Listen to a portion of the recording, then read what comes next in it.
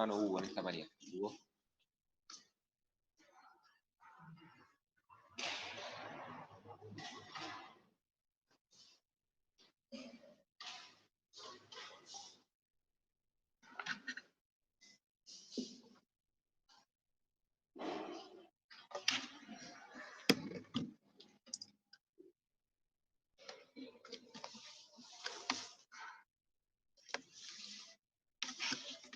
Podemos leer, hermanos, buenos días. Podemos leer en Lucas capítulo 11, versículo 38 al final. Lucas, la página 80 del Nuevo Testamento. Lucas 11, del 38 al final.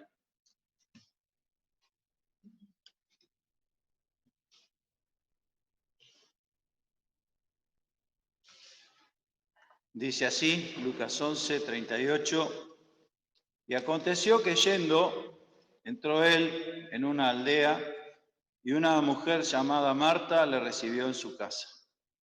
Y ésta tenía una hermana que se llamaba María, la cual, sentándose a los pies de Jesús, oía su palabra.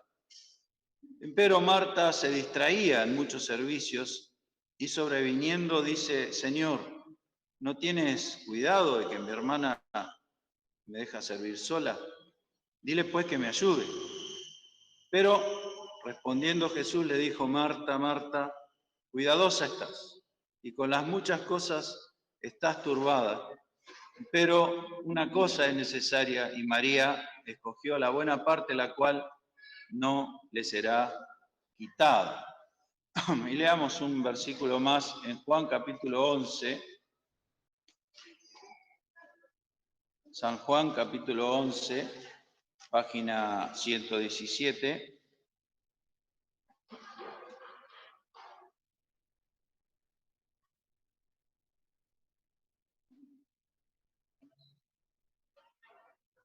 Verso 5, que nos dice, y amaba Jesús a Marta y a su hermana y a Lázaro. Aquí tenemos estos tres hermanos tan, podríamos decir, tan amables en la historia de la palabra de Dios, en el Nuevo Testamento. Y también en Juan capítulo 11, que hemos leído el verso 3, nos dice, enviaron pues sus hermanas a él diciendo, Señor, he aquí el que amas está enfermo. Cuando Lázaro, como dice el primer versículo, había caído enfermo. El primer versículo nos dice que estaba enfermo y bueno, conocemos el milagro de la resurrección de Lázaro. Pero aquí en estos versículos 3 y 5, Juan, como hace también al final, cuando el Señor le pregunta a Pedro, Pedro, ¿me amas? Después de resucitado, hay una especie, podríamos decir, de juego de palabras que hace Juan y que hace el Señor primeramente, porque al igual que aquí en el capítulo 11, si pudiéramos traducirlo al español, no hay una traducción, por eso ponen amar en los dos versículos, pero hay diferentes amores en el Nuevo Testamento. Uno, por ejemplo, el que da nombre a Filadelfia, fileo es el amor al hermano, fileo es una clase de amor.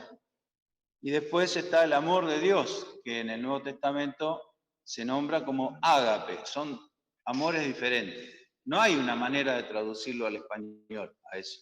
Por eso los traductores de la Biblia pusieron amar. Pero aquí en el verso 3, si pudiéramos traducirlo de alguna manera, podríamos decir apreciar o querer, que no es lo mismo que amar, ¿cierto? Ningún novio le va a decir a su novia que la aprecia, ¿cierto? Para demostrarle su amor, le va a decir que la ama. Te aprecio bastante no es una frase de lo más amorosa para decirle a la novia, ¿no es cierto? Me cae simpática. Siempre cuando se intenta transmitir el sentimiento se va a decir, te amo. Y aquí dice, enviaron pues sus hermanas a él diciendo, Señor, he aquí el que aprecias, el que quieres, está enfermo. Y luego nos dice Juan que el Señor amaba, ágape, amaba a Jesús, a Marta y a su hermana y a Lázaro. Con lo cual nos indica Juan las diferencias, ¿no es cierto? Y la manera que nosotros por ahí tenemos de entender las cosas. Ella sentía el cariño del Señor, pero el Señor tenía un amor que va mucho más allá, mucho más profundo, como es el amor con el cual Dios ha amado al mundo de tal manera que dio a su Hijo unigénito para que todo aquel que en Él cree no se pierda, mas tenga vida eterna. Y volviendo a Lucas, capítulo 10, nos dice que el Señor entró en una aldea y una mujer llamada Marta le recibió en casa. No sabemos cómo se originó esta visita, pero lo que sí sabemos es que el Señor estaba con sus discípulos. O sea que era el Señor más 12 discípulos, más Marta, María y Lázaro, 16 personas. Había que prepararles de comer. Por lo que aparenta la manera en que se presenta a Marta, aparentemente ella era la hermana mayor, eso es lo que interpreto yo, ¿no? No lo dice, pero parecería que Marta es la hermana mayor y la dueña de casa, porque dice que le recibió en su casa. Quizá haya salido de ella esta invitación noble para que el Señor, el Maestro de los Maestros, el Hijo de Dios, posara en su casa. Hay muchas maneras en que se interpretan estos versículos. La gran mayoría de ellas debemos decir que está equivocada, porque debemos empezar diciendo que Marta no hizo ninguna cosa mala. No estaba mal, y pensemos en esto. Hay que preparar la comida a 16 personas, y no son cualquiera. No es que va un vecino a visitarla. Viene el Señor Jesús, reconocido como Maestro, reconocido por ellos mismos como el Salvador. ¿Cómo recibiríamos nosotros a la persona más importante que ha existido en la historia? Seguramente prepararíamos lo mejor que pudiéramos en nuestra casa, seamos pobres o ricos, haríamos lo mejor posible y trataríamos de darle lo mejor que tenemos, ¿o no? ¿No es cierto que sí? Claro que sí. A veces por ahí nos encontramos con personas que nadie se puede comparar con el Señor Jesús y nos afanamos por tratarlo bien, ¿cuánto más? Si va el Hijo de Dios a nuestra casa, seguido de los 12 apóstoles, fíjense, ¿qué visita recibió esta mujer? Y entonces había que preparar todo y había que tener todo bien, porque viene el Señor Jesús y vienen sus 12 discípulos a casa. Entonces, aparte, no olvidemos, estamos hablando de hace 2000 años, no había las comodidades de la modernidad como hay ahora. Había que hacer todo. Si quería harina, había que hacerla. Si queríamos hornear, había que prender el fuego. Y para prender fuego hace falta leña. Debemos decir que había mucho esfuerzo simplemente en preparar una comida. ¿Cuánto más si son 16? Estamos hablando de por lo menos 16, no sabemos cuánto era, pero seguro que era mínimo 16. Y entonces ahí está Marta, que es, como dice acá, Marta le recibió en su casa, es como la dueña de casa, ¿no? Para mí, sinceramente, es la hermana mayor, la que se ha hecho cargo, después de la muerte de sus padres, de sus otros 2 hermanos, María y Lázaro. Porque en otro lugar se la menciona como la casa de Simón el leproso. Así que seguramente no nos dice la historia, pero seguramente vivían solos esos 3 hermanos. Así que ahí está Marta preparando todo y necesitando ayuda. Y llega el Señor Jesús. y entra a la casa.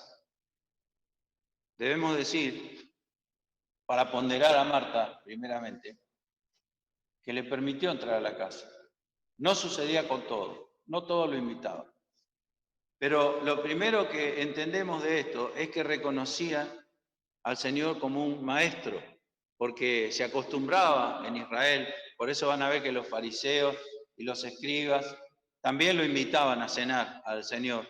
Era una costumbre de cortesía, reconocer al maestro invitándolo a la casa a comer. Así que en todo sentido esta mujer está acertada con lo que está haciendo. Entonces, nos dice aquí la palabra que el Señor llegó a casa y se ve que Marta todavía no había terminado de preparar todo y había que atenderlo y había que agasajarlo lo mejor que se pudiera. Y había que tener la comida preparada y todos los elementos necesarios. Entonces, dice que la hermana, versículo 39, esta tenía una hermana que se llamaba María, la cual sentándose a los pies de Jesús oía su palabra. Y ahí está Marta, yendo de un lado para otro, ocupada con los quehaceres para agasajar a los invitados, la ve a su hermana sentada. Ayer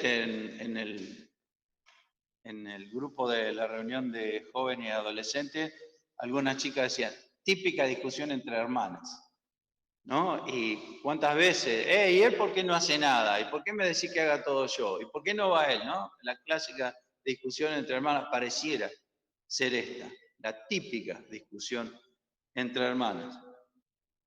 Pero aquí hay una resolución y el Señor da la última palabra. Entonces, un poco que nos despierta curiosidad, saber verdaderamente qué pasó ahí.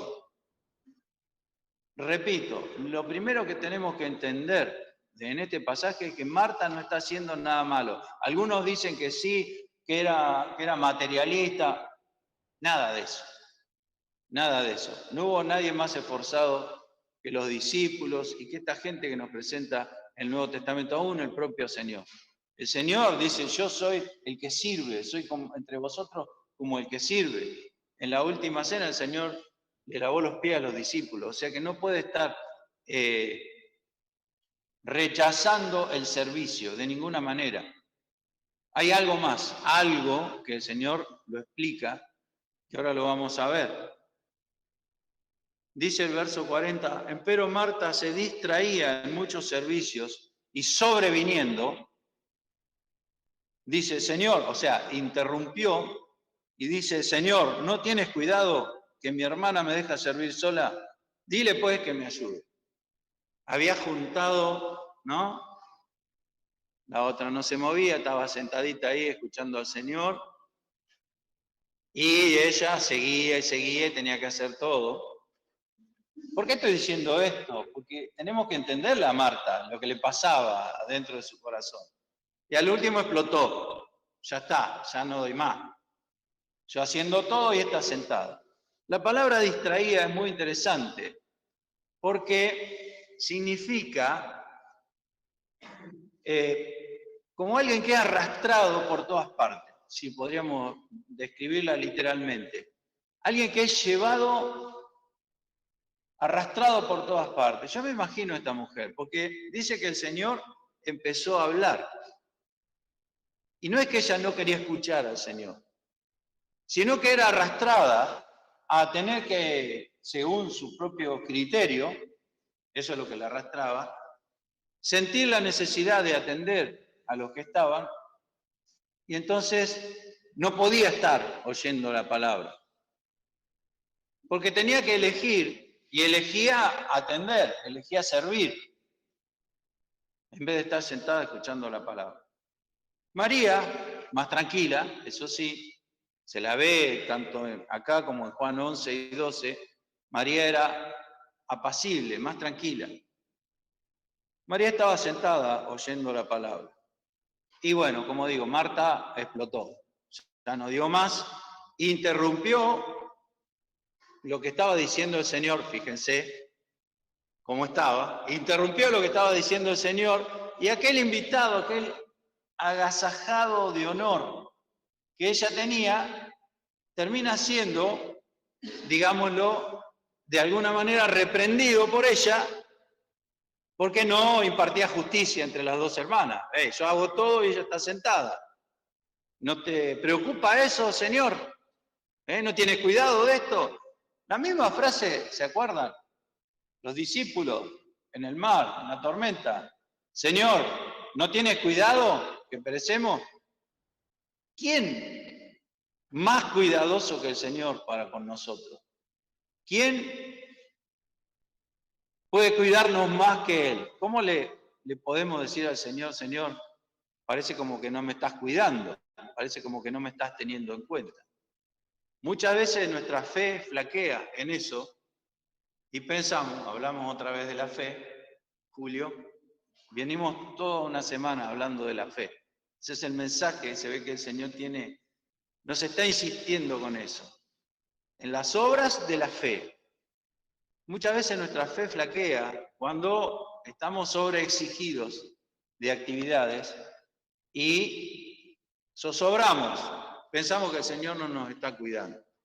Digamos primeramente que no hubo, como acabo de decir, no hubo nadie más esforzado que el Señor. El Señor pasaba sin comer, era la madrugada, estaba orando, o sea que no se le puede decir al Señor ni que es poco esforzado, ni mucho menos que no nos cuida. Pero esa agitación que tenía esta mujer la llevó a actuar impulsivamente aún en eso, porque se le ve también que era, como decimos nosotros, de armas tomar. O sea, enseguida, si vemos en Juan 11, se había muerto el hermano, el Señor se había retrasado a propósito, porque iba a manifestar la gloria de Dios y de su Hijo en esa resurrección de Lázaro, pero dice, cuando ella supo que el Señor venía, salió de la casa corriendo a recibirlo en el camino. María, en cambio, se quedó en casa. Se le ve por el carácter que era una mujer de acción.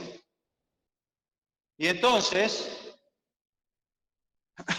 no tienes cuidado que mi hermana me deja servir sola, dile pues que me ayude. Pero, dice Lucas, pero no fue tan sencillo esto para ella, pero respondiendo Jesús le dijo, Marta, Marta, cuidadosa estás y con las muchas cosas estás turbada. Cuidadosa, ¿se acuerdan de Filipenses capítulo 4, verso 6? Por nada estéis afanosos. Esa es la palabra, afanoso, muy preocupado por algo. Algo que nos divide, eso es el estrés. El estrés, ¿sabe lo que es el estrés? Es cuando ¿cómo se llaman las células del cerebro? Las neuronas no se pueden comunicar entre sí. Se empiezan a dividir y el estrés, que es eso, hace que no pensemos, no razonemos bien. La palabra afán o cuidado tiene esa connotación, estar dividido, que tengo tantas cosas que hacer que no sé por cuál empezar. Y eso nos tensiona y nos hace equivocarnos. Ahora fíjense esto, una persona estresada, afanosa, cuidadosa, preocupada, enojada un poco también, al lado del Señor Jesús, mientras el Señor Jesús da la palabra, porque dice con toda claridad que María se sentó a los pies de Jesús y oía su palabra. Entonces ahí está el meollo de la cuestión. Porque no está mal la actividad, no está mal el servicio. De hecho, el Señor lo recomendó en muchísimos de los casos. Y los apóstoles no concebían el cristianismo sin servicio a los demás. Al punto que llegó un momento en Hechos capítulo 6 que dijeron, bueno, tenemos que elegir porque no nos da el tiempo para hacer todo lo que hacemos. Y no es justo que dejemos la palabra de Dios por servir a las mesas. Así que vamos a poner los diáconos para que sirvan a las mesas. No estaba mal servir. El asunto era el momento, primeramente, en que lo estaba haciendo y la manera en que estaba su corazón mientras lo hacía. Cuando el Señor empieza a hablar, vamos a definirlo de esta manera, hay que parar todo y escucharlo a Él. Porque si no, nuestro servicio va a ser mediocre, podemos decir, como le pasó a Marta. En el sentido de que lo vamos a hacer, pero sin haber estado con el Señor. Por eso es que el Señor recomendó esto, la reunión, un momento de calma, de sosiego, para estar en su presencia. Por eso recomendó la oración. Por eso Pablo a los filipenses les dice, por nada estéis afanosos, no estén así. Y fíjense, si ustedes ven el contexto de esa frase, es que había justamente dos hermanas que tenían diferencias entre sí. Eso dice Filipenses 4. A Euodias y a Sintique ruego que sientan lo mismo en el Señor. Es decir, también eso nos produce afán, las diferencias. Y también pensemos en esto, que no todos somos iguales. Y cada uno encara las cosas de diferente manera. Pero hay una cosa que dice el Señor, es necesaria, es como que sin eso no se puede. Es estar a los pies del Señor escuchando su palabra. Estar a los pies no significa solamente estar a los pies del Señor en la iglesia. Significa estar a los pies del Señor en nuestros momentos privados de nuestra devoción diaria, de la lectura de su palabra, porque la fe viene por el oír y el oír viene por la palabra de Dios. Esa preparación para luego servicio. Parece como que Marta había invertido las prioridades. Y entonces dice el Señor, una cosa es necesaria. Y cuando está diciendo esto, recordamos un poquito más adelante en Lucas 11:42, cuando les habla a los fariseos, dice, mas ay de vosotros fariseos que diezmáis la menta y la ruda y toda hortaliza, mas el juicio y la caridad de Dios pasáis de largo. Pues estas cosas era necesario hacer y no dejar las otras. Es decir, no es una cosa u otra, sino ambas. Y aquí dice más o menos lo mismo. Una cosa es necesaria. Hay dos cosas para hacer, pero hay una que es fundamental, que es estar a los pies del Señor escuchando su palabra. Luego vendrá la actividad que nace, emerge de esa relación personal con Dios. Porque si no, aún en nuestras actividades nos podemos equivocar, podemos tener diferencia de criterio, y a uno le parece que las cosas se tienen que hacer de esta manera y al otro otra. ¿Qué nos está demostrando eso cuando tenemos estas diferencias? Es que quizás no hemos estado como María, a los pies de Jesús, escuchando su palabra. Entonces el criterio que se aplica es el propio, el personal, como pasaba con Marta. Por eso digo, porque hay muchos que sí lo hacen, no hay que condenar a Marta, de ninguna manera. Y Juan lo aclara bien, Jesús la amaba, y la amaba a María y amaba a Lázaro, y la amaba con el amor de él, el de Dios, el que da su vida por el otro. Entonces, digo esto porque ustedes van a escuchar, incluyendo las doctrinas del catolicismo romano, que basado en este pasaje defiende la vida monástica de los curas, y bueno, y el resto será Marta, como si fuera algo malo servir a los demás. No es así, no es así de ninguna manera. El creyente requiere de la comunión con Dios, requiere, fíjese que después de eso, dicen los discípulos, enséñanos a orar. Queremos aprender esto, en el capítulo 11. Entonces, el creyente requiere, y esto es súper importante, porque a veces la presión de la actividad dentro de la iglesia misma nos lleva a ser improvisados en este asunto y a no tener nuestros momentos de comunión con el Señor. Y dicen los sabios que nos han precedido que cuando una persona va a hablar, y aquí me caen todas las responsabilidades a mí, cuando una persona va a hablar a los demás en nombre del Señor, si no estuvo con el Señor, se nota, porque la palabra tiene otra llegada. Si nosotros recordamos la conversión de Spurgeon, Spurgeon fue llamado el príncipe de los predicadores. Fue una persona que ha predicado, yo no conozco a nadie que haya predicado como Spurgeon. En una noche de tormenta, cuando él tenía 14 años, entró a una iglesia y estaba prácticamente solo, y un hombre no había venido el pastor, un hombre muy, ¿cómo decir?, sencillo, dio un mensaje que lo llevó a la conversión. Fue así, ¿no? La historia de Spurgeon, ¿se acuerdan ustedes? Los que la han leído, casi todos la hemos leído, a la conversión.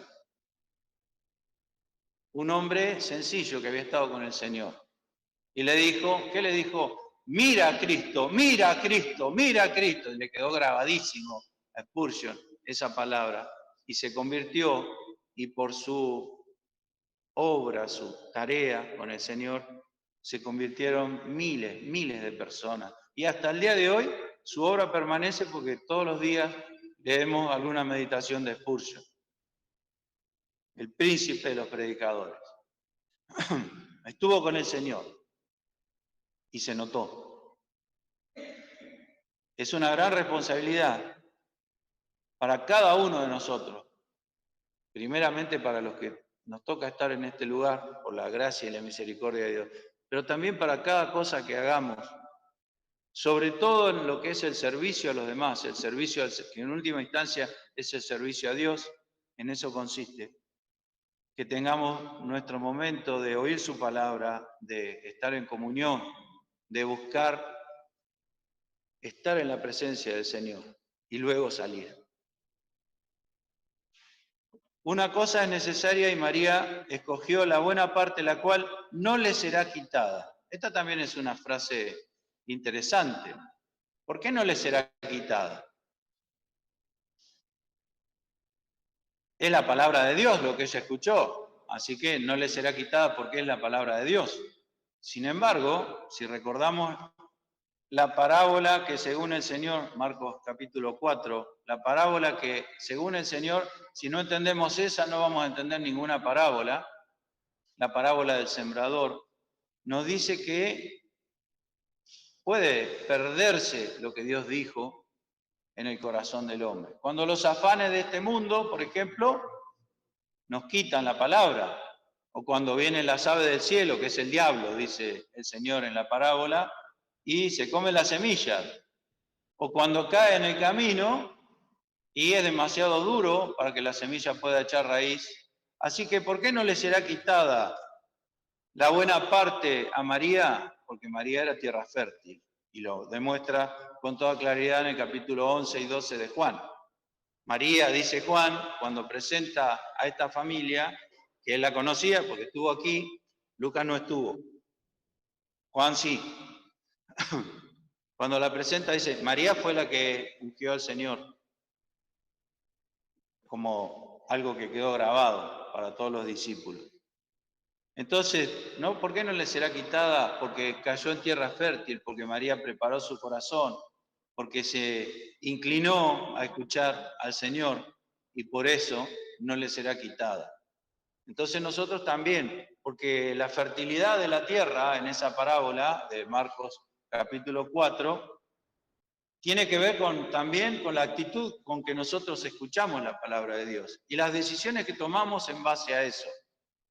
Si una persona se vuelve afanosa por las cosas de este mundo, está eligiendo eso, no es que le sucede. Quizá tengamos tendencia, porque siempre el mundo tiene cierta atracción, aún con las cosas inocentes, podríamos decir, del mundo, no con el pecado, pero a veces las cosas, los afanes de esta vida nos pueden hacer perder. A María no le iba a ser quitada porque su corazón estaba recibiendo la palabra de Dios como tierra fértil para que eso dé fruto.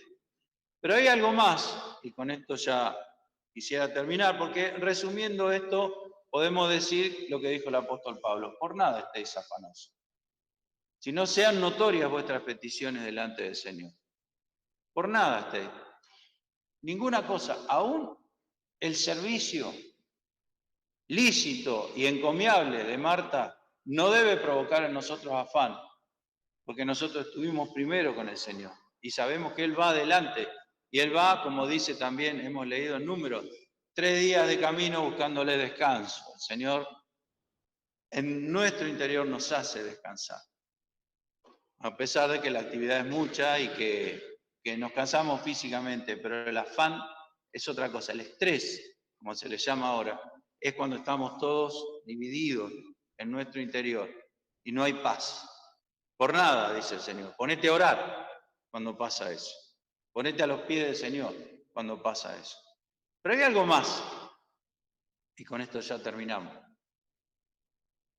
Se nos presenta a estos 3 hermanos, Marta, María y Lázaro, como una alegoría de lo que es el ser humano en su integridad. Nosotros somos espíritu, alma y cuerpo. Y aquí, cada uno de estos 3 personajes históricos y reales, de la manera que hace el relato la palabra de Dios, se nos hace ver las características de cada una de esas 3 partes de nuestra ser, de nuestra personalidad. Porque vemos a Marta, que podríamos tipificarla como el alma humana. Nuestra alma siempre se inquieta, es la que se altera, es la que llora, es la que se ríe. El alma es el nido de nuestros sentimientos, somos nosotros mismos.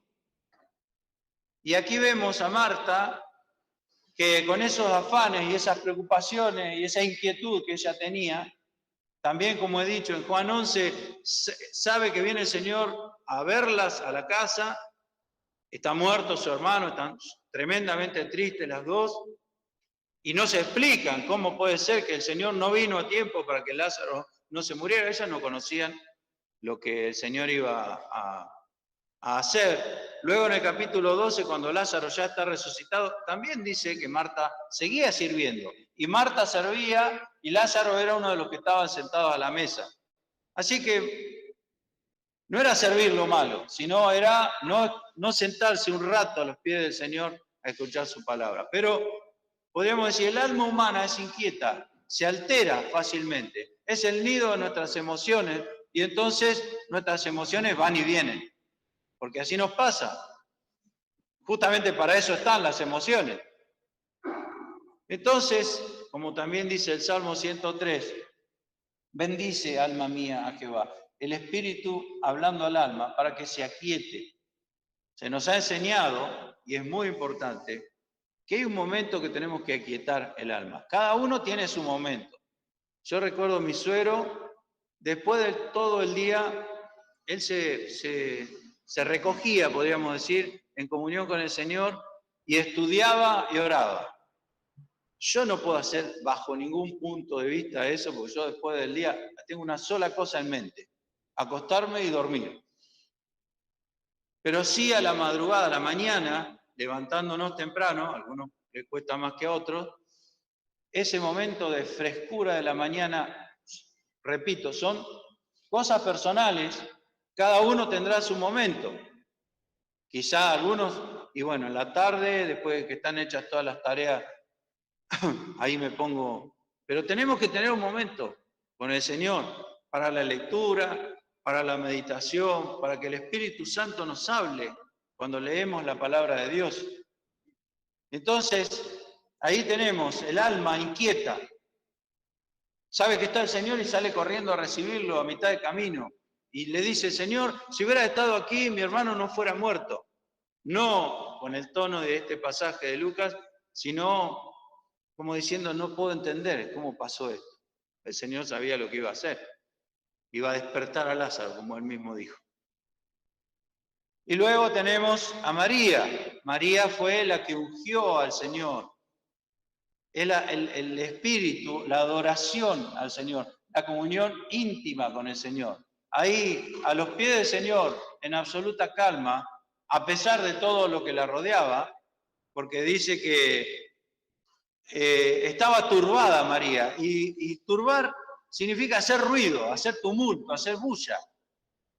Nos imaginamos el ruido de las ollas, digo yo, ¿no? O el ruido de los movimientos en la cocina, el ruido de la gente, pero el Señor estaba hablando y María estaba en calma, escuchando la palabra de Dios. Y por último, Lázaro, que siempre se nos relaciona con la dolencia física, en los pasajes donde aparece, la dolencia física, la resurrección y la recuperación de Lázaro. Así que ahí tenemos el alma, el espíritu y el cuerpo representados en estos tres hermanos. Y verlos actuar en estos pasajes en donde se los menciona, nos enseña a nosotros que nuestra alma tiene que aplacarse. El alma se excita, se pone nerviosa, nuestra alma. Obvio que no estamos tan conscientes de la separación entre cuerpo, alma y espíritu. Soy yo, soy todo yo. Quizá, ¿y esto a qué pertenece? ¿Al alma o al espíritu? Aquí el mensaje es claro. La calma delante del Señor, la comunión, escuchar su palabra y luego salir a hacer las tareas que Él nos manda.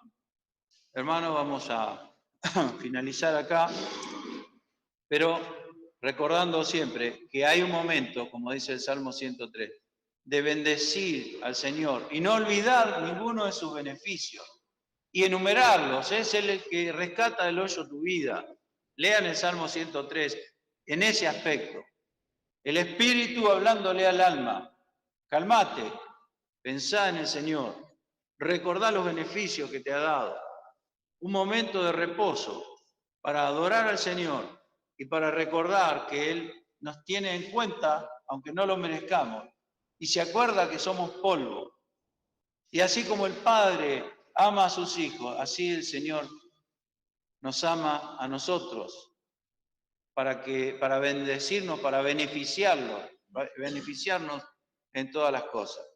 Quiere el Señor que también aquí, en este lugar, encontremos eso. Esa es nuestra obligación como congregación.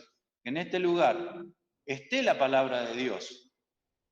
Esté la palabra de Dios, pero también que esté el sosiego y la paz que implica la presencia de Dios en este lugar.